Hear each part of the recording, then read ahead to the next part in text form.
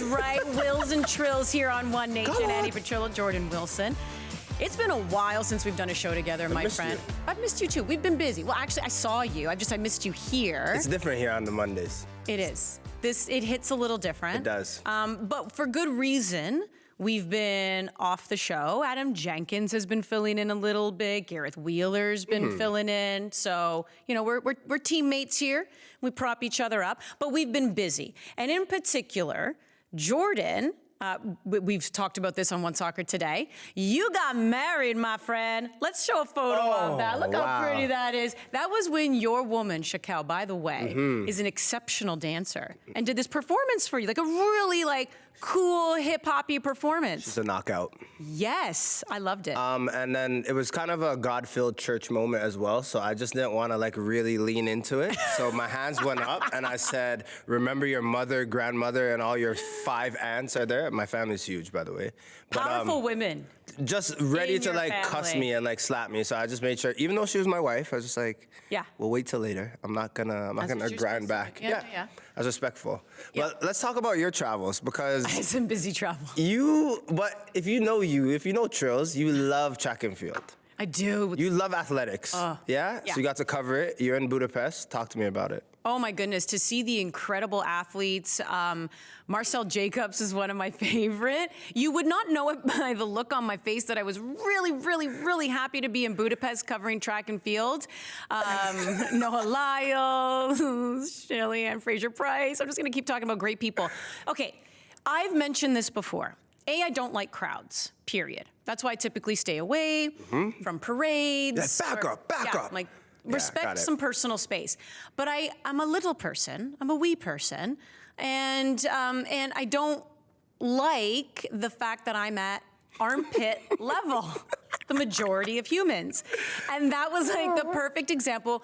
And here's the thing, Budapest, I will say that public transportation was great. But because the World Athletics drew such a huge crowd, there were thousands of people always wanting to take it. And it's hot. And it's 40 degrees. 40! And bro what is he gonna do? I get it. It was a long day. It's balance, he's gotta hold himself up, but he just stuck his pit right in my face. I was drinking tea, like an old man does. And I spat it out when I saw this post on Instagram. If you need a good laugh, because this is not even, the next post, when you zoom in, whoever's with you, give a shout out to her, zooms in, it is the funniest thing ever, because I'm looking at your face. It was a real face. You're get me out of here. Yeah, get me out of here now. I feel sorry for you. You okay? You recovered? Anyways, we survived. All right. We survived. You are now a married man, and I survived the heat. We are good to go. Let's do it. And talk some more footy here. And in particular, we have Canada Soccer releasing the roster for the Canadian women. We have these 2 huge Olympic qualifying games coming up against Jamaica, September 22nd, September 26th, right here on One Soccer. September 26th, that's the home game. It's the second game. That will be at BMO Field in Toronto. We're going to be on location. If you can make it, be on location. We would love to see you there because the women want to get back to the Olympics. They are the defending gold medalists. They want to be able to defend that. And when you take a look at their roster, obviously it's a lot of familiar faces. There are some who are not there, as we know. I think, Chapman, she's been on a personal leave as well from her professional team. So she was not named to this roster. Laracy's been dealing with an injury. She hasn't been named to this roster. But it's the usual suspects. The usuals. And then four changes. I guess, Jade Rose is a player who was injured but now will be back. Yeah. Sydney Collins, Bianca St. George, Marie Yasmin Aladou. Those are the 4 changes I saw from the roster. But probably for that, outside of Jade Rose, I don't think we'll be getting much playing time. That's just me speculating, but all these players, they haven't had many appearances for Canada. I don't see them popping in. But what catches your eye from from this roster? I mean, there's really no surprises. I think that's the thing, right? Nothing really catches my eye, to be honest with you, because Bev Priestman has named some of these players before. Simi Awujo, we've seen her before. St. George's, we've seen them before. There are players that we've seen before. Yeah. I think what will catch my eye is on the day of and who ends up starting. And who does Bev Priestman go with? And that to me is always going to be the biggest question. I don't know. This one's tricky because as much as I want to say, I want to see some of these players, I would love to see Awujo. I want to see Olivia Smith. I want to see certain, especially younger players in particular. I want to see what's next. What can they offer? What is the future of this program? But these are also two crucial matches. You gotta win. You have to win. You got to win. This is it. This is your last chance to qualify for the Olympics. There's no other qualification tournament. This is it. And I know if we look at the history, Canada's owned Jamaica. I mean, I was even looking at, their last few matches here. I mean, they played them in July of 2022. That was the championship. That was the qualifier for World Cup and Olympics. Yeah. Faced them in the semifinals, beat them 3-0. Prior to that, they also played them February 2020 Olympic qualifiers, 9-0. They beat them. But we're all about recency bias. Yeah. And Jamaica had a far better World Cup this summer than Canada. They're a team that, if there's a team you don't want to play if you're Canada, it would be Jamaica in terms of the reach. Like, only one goal. Yeah, they didn't score many goals this World Cup, but they also played Brazil, they played France, held both those teams to 0. They can defend. They also just seem galvanized and change. But if you're looking at this Canada side, like, what's one major change you want to see in these two games that didn't happen in the World Cup? Let's see, the long list? No. It's a scroll? It's on the back. You're airing it out? My little chicken scratch. I thought you had a scroll, sorry. It's not, it's not a minor. I don't know if this is considered minor or major. I don't know, you tell me. I want to see a completely changed formation. I like this. Are you ready for it? Honestly, Manager Trillz is my favorite person. Like, when you get the X's and O's out, that's what I love to see. Doesn't mean I'm right. I could be like a Ted Lasso who doesn't get it right. Fair. But here's the thing. I want to see a 3-5-2. Talk to me. Come on. They've been playing a 4-3-3. What if Bev Priestman played a 3-5-2? And hear me out. I want a 3-5-2 because, again, this is a team that cannot score, struggled to score. And when it has scored, which, again, we saw great performances last summer in the CONCACAF Championship qualifiers. They scored by committee. And, in fact, majority of their goals came from their midfield. So what if you just loaded up that midfield a little bit more? Talk to me. Press a little bit more, but also you're clogging up that midfield where you can hopefully stymie Jamaica. Now, of course, can they play, the long ball or the head, loop it, whatever, but this is where I have complete and utter faith in Kadisha Buchanan and Vanessa Gilles, and we could talk about who would be that other person. I think we all know. Jade Rose. Yeah. Maybe it's Rose, who's played right back before. So if you have faith in those three, and you have a world-class goalkeeper in Kaylin Sheridan, not that I'm saying you overload her and completely stress her out, but I think that, and then, okay, hold on. Break it down. We'll go into it. Let me break it down. Bit by bit. Because obviously your midfielders are still going to come back and help, right? Yes. But either way, I'm going Sheridan in net, I'm going Gilles on the left, Buchanan in the middle, Rose on the right. Like it. Going Lawrence, Quinn, Fleming, Grosso, Riviere. This is where we're always going to have problems. Can we stop right there and can I just mention two things? So with the World Cup and the performance, we talked a lot about Ashley Lawrence bombing forward and how she was great on the attack on the left side, right side. But then there was that space where Vanessa Gilles had to recover, and players, teams, Republic of Ireland started playing the ball into that area. Yeah, they exposed it a bit. They exposed it, right? You're like, oh, we're going to play it on the left side, and Ashley Lawrence whips and crosses. She's so dangerous. But then they started playing that space. But that gets nullified if you play a 3-5-2 because you have someone in that spot. You don't have to slide everyone over, right? So Jill knows Trillz, that's her spot exactly. now. Yes. And they were basically before in the back. Then Ashley Lawrence, only one wing back goes at a time. It's perfect. So sorry, go ahead. Yeah. The top is where we always disagree, right? Who's going to start up? Well, not that we disagree. There's just options. Well, there's options, sure. And it's about chemistry. I don't know the chemistry up top, but go ahead. Great point by you, which is why we want to see the women play more. Which is why, if I can have a little bit of grief at this moment, I understand Bev, she loves her behind closed doors games. She did it before the Olympics, and she even did it before the World Cup. But I would have loved to have seen that match against England. Absolutely. That was 0-0. I feel like we were robbed. We were robbed as fans. We were robbed as broadcasters. We were robbed as just viewers. Like, I wanted to see that game. Because to your point, now I'm just like, I don't know. Now we have to see this chemistry in an actual game. I'm a nerd. I rewatch games. Yeah. Oh. Like, I'll watch it and then I'll rewatch. I watch highlights. Sometimes, like the extended highlights, you're like, that's it. Yeah. That's me. No, but I like to see the chemistry between players. Yeah. It's great to see, but you can't see it when you have closed door games, right? I don't like the closed door And then all of a sudden you go to a World Cup but anyways, go ahead. Who's up top for you? That, to your point though, I mean, but that is us being fans. Like, we wanna see this. We wanna see our national teams as much as possible. Anyways, what I have up top, I have the two L's.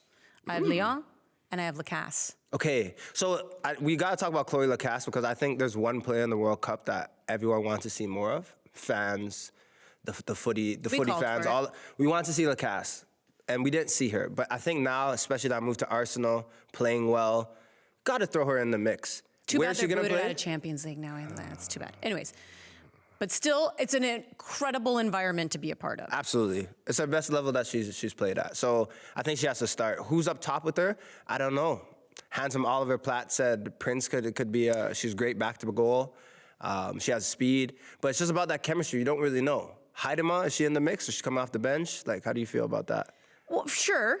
And I think that's where Bev has to find those too. I've put Leon based on, again, recent performances with the national team. Yes. And I know she's not getting those minutes professionally. That's something that she's going to need. But again, she's also the only player who scored a goal at the World Cup. Open play, and then this was a player that was dynamic for Canada again in the fall, scoring a ton of goals. Like when she shows up for the national team, she scores. Whatever position Bev's putting her in, like it works for her. Yeah. And then, yes, I've thrown in Lacasse without really seeing that chemistry because, to your point, when she did get subbed in at the World Cup, she was just creating all kinds of havoc for the opposition with her speed, crossing the ball in. Now, mind you, she was feeding a little bit. What's it going to be like with her receiving a little bit more and kind of being that target up front?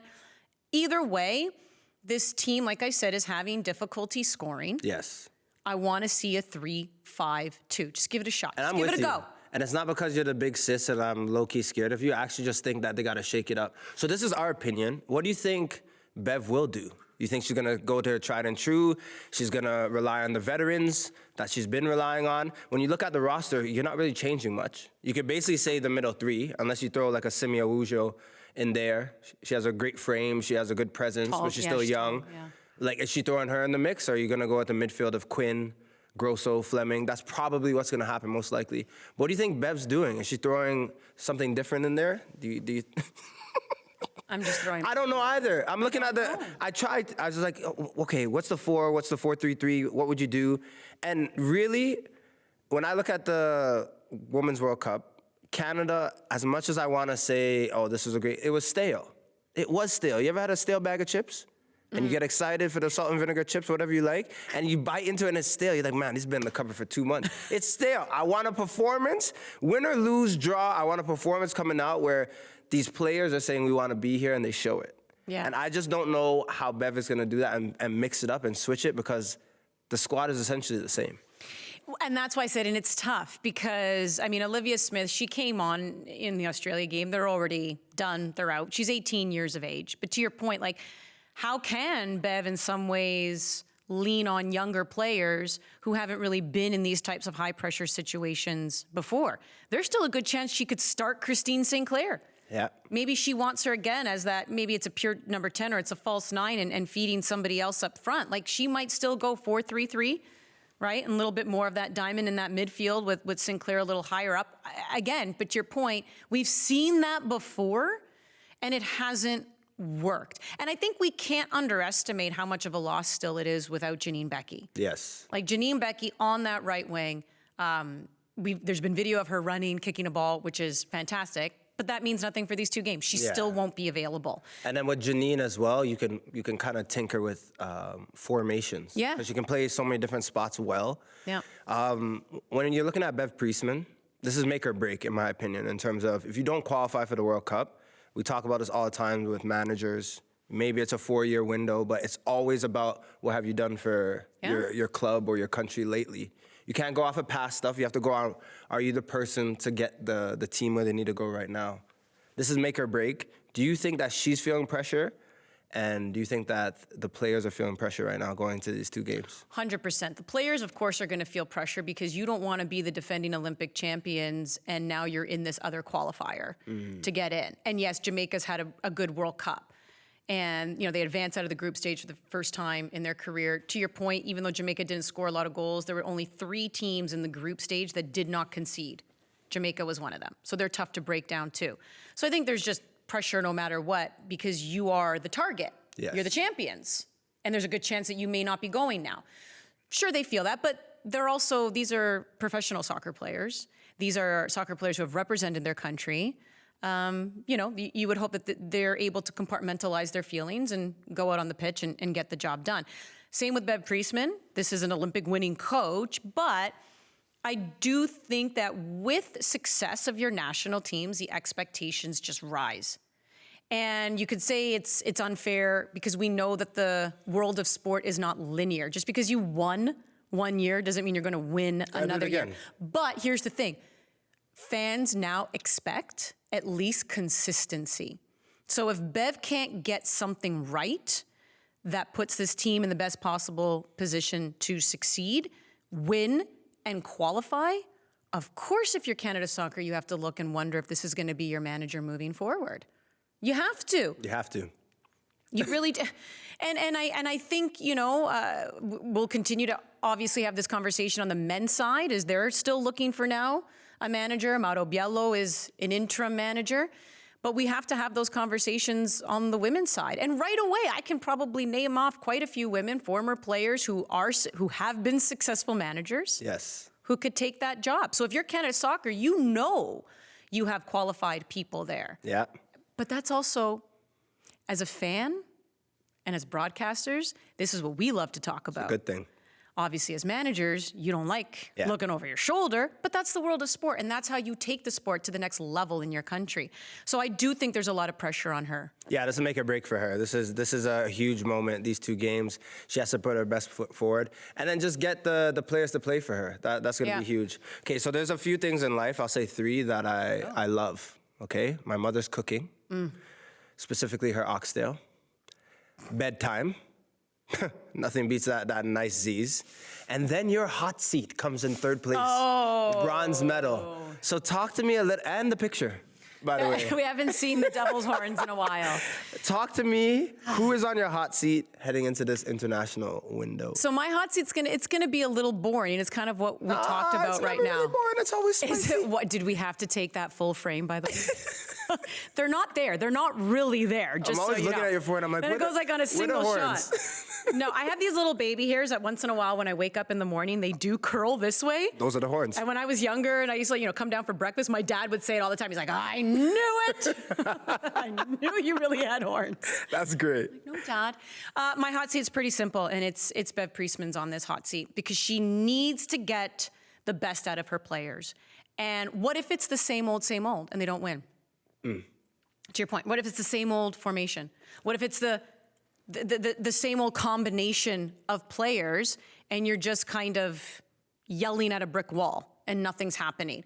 So to me, it also depends on what she does. But I think it's always going to, I think the manager's definitely going to be on the hot seat in this case. I think I have a hard time, I don't know who's starting, but I have a hard time saying Jordan Huitema's on the hot seat, or, you know, Cloe Lacasse, if she gets the start, she's on the hot seat. Because again, this is a team that has proven it scores by committee. So I don't know if it's necessarily fair to just look at, I mean, people might say, Andy, they're the forwards. It's literally their job to put the ball in the back of the net. And I think also, too, I'm going to say, even though this is your segment, I don't really have a hot seat. I have a lukewarm seat, whatever you want to call it. I think that the whole team, if you're looking at the past World Cup, the 3 games, who performed exceptionally well? Like, again, I'm just being critical because that's what you do in football. When you look after the game, who was a star, you're like, they came to play, they killed it, they were carrying the team. Like, who? Yeah, I looked through it, I watched it back, I thought about it, I watched the extended highlights. There were no stars, and that's fine. You went to the World Cup, you didn't perform to your best of your abilities. But now, the Olympic cycle, you need 2 games, you need a win. I'm trying to see a team that is all together, not just 6 players that are committed, all 22, all ready to go, that say, hey, we want to be at the Olympics. We don't care what's going on with the Federation. We don't care what's going on outside of these, the white lines, the game that needs to be played.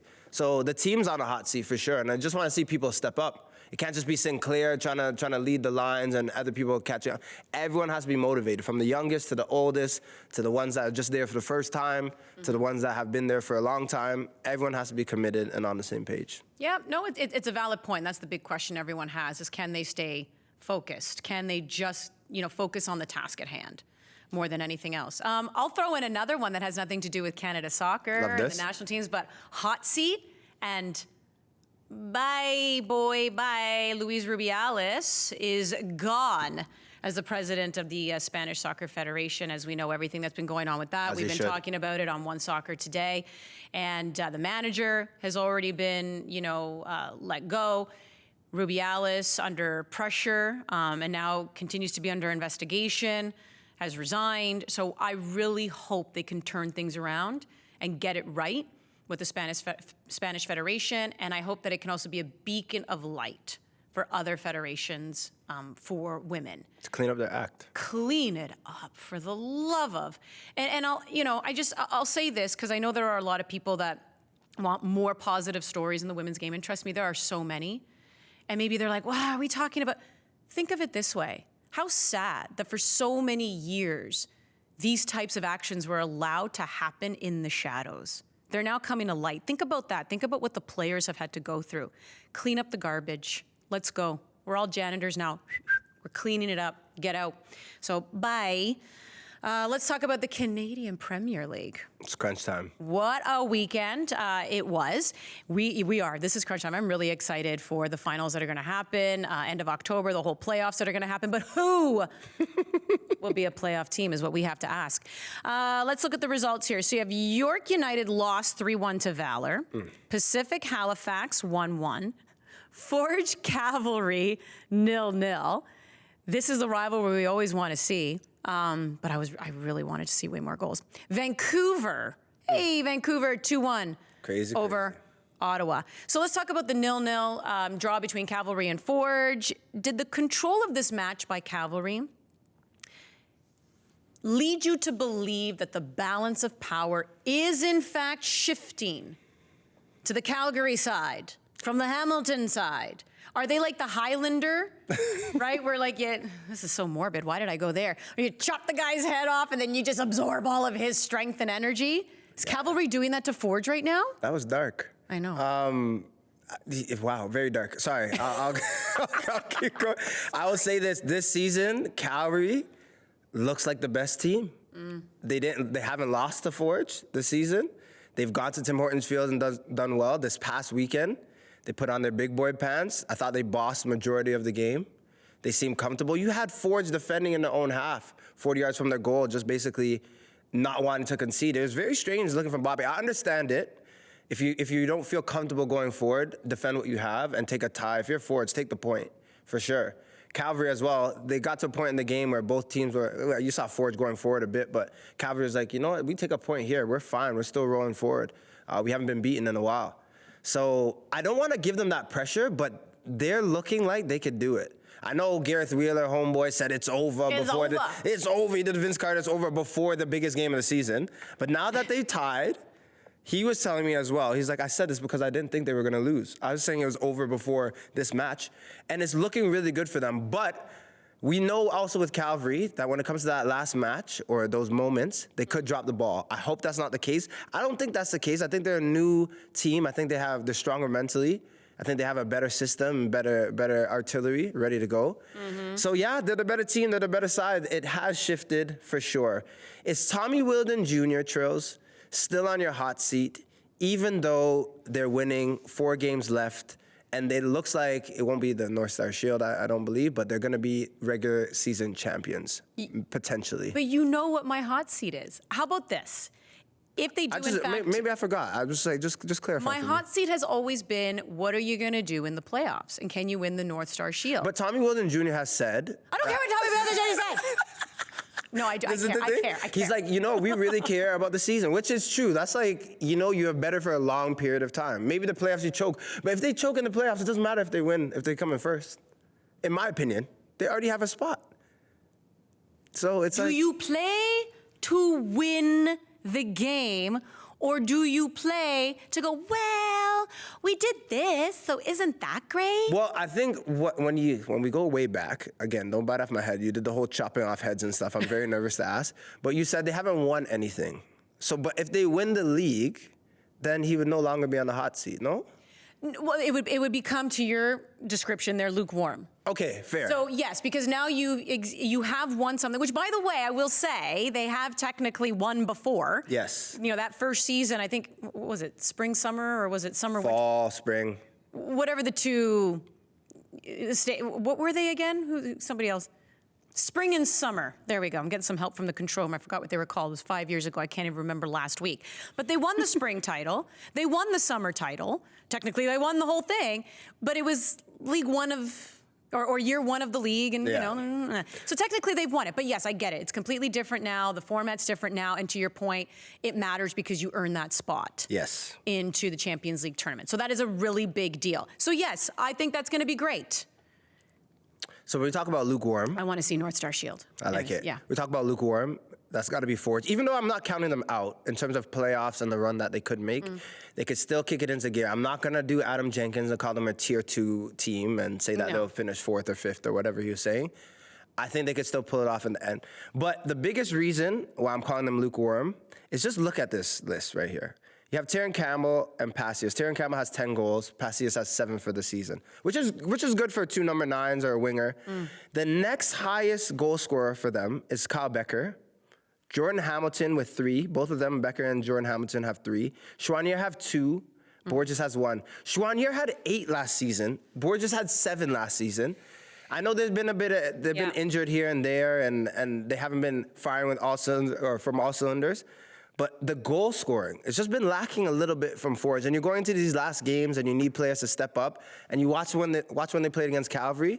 I'm not nervous yet. I'm still just asking the question, when are these big ballers going to step up? Yeah, need to score goals. We'll just give a shout out to Halifax. This is a team that rested a lot of players, and Nimick, Caligari, Joao Morelli, and still managed to draw Pacific 1-1, Pacific second, but that now keeps Halifax in 4th. So it keeps them in a playoff position.